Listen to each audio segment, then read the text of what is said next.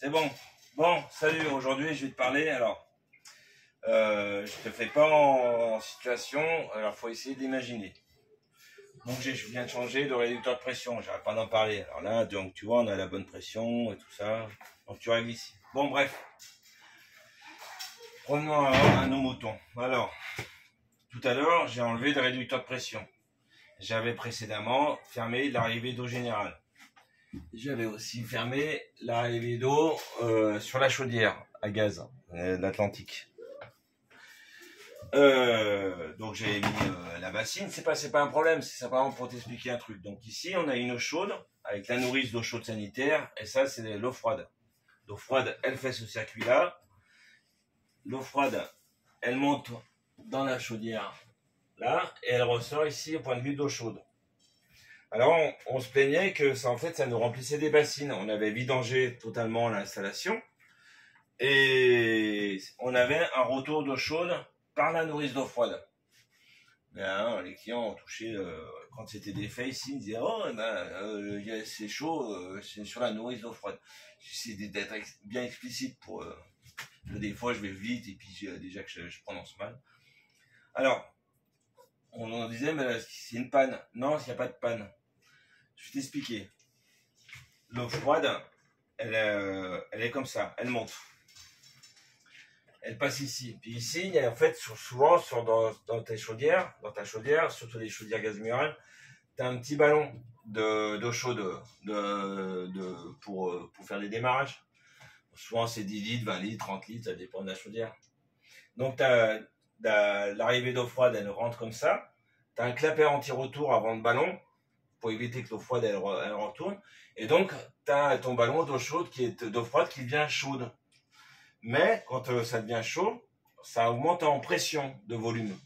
L'eau froide, l'eau, elle change de volume pour devenir de la glace, elle change de volume aussi pour l'eau chaude. Mais le ballon, lui, ne change pas de volume, donc il y a une pression qui augmente. C'est pour ça qu'il y a soit une soupape, soit un groupe de sécurité. Bref, donc c'est en pression. Quand tu as coupé l'eau froide et que tu as vidangé, ici, ça reste quand même en pression dans le ballon d'eau chaude. Ce que je viens d'expliquer.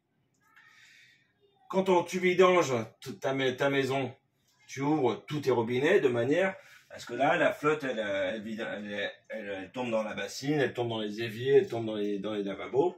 Et puis après, bah, tu peux bosser dessus parce que tes tuyaux sont entre guillemets secs à l'intérieur. Tu peux faire tes changements. Là, on avait un retour d'eau chaude parce que le ballon à l'intérieur de la chaudière est en pression.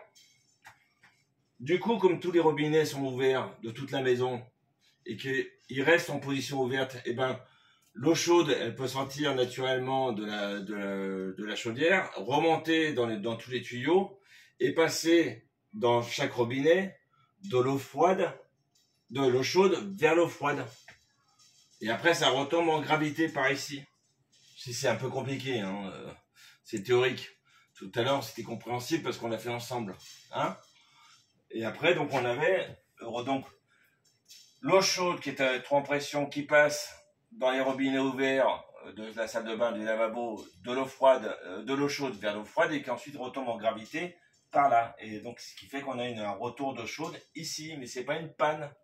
C'est simplement parce que le ballon d'eau chaude de la chaudière est toujours lui en pression, alors que l'installation générale n'est plus en pression. Donc ça peut circuler entre guillemets. Donc tu mets ta bassine, tu bosses et puis après tu remets en eau, puis t'as plus de problème. J'espère que j'ai été compréhensible. Ça a été ou pas? Ça va? Oui. C'est un peu théorique, hein, mais voilà. Salut.